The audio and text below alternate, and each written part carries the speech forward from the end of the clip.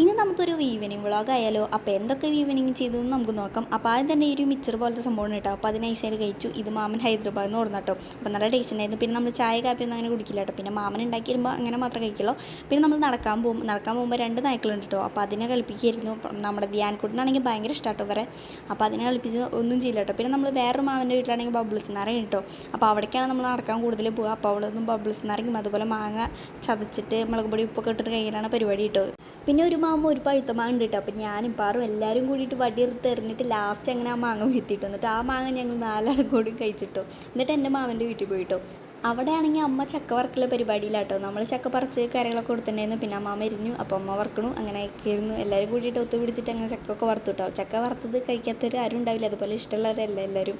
പിന്നെ നമ്മൾ കാർഡ് കളിച്ചു കേട്ടോ. നമ്മുടെ അഞ്ചു, ദൃശ്യ, പാറു എല്ലാവരും വന്നപ്പോൾ അങ്ങനെ ഇതാണ് നമ്മുടെ ഒരു ഈവനിങ് വ്ളോഗ്. അപ്പോൾ ഇത്രയേ ഉള്ളൂ ഇന്നത്തെ വീഡിയോ.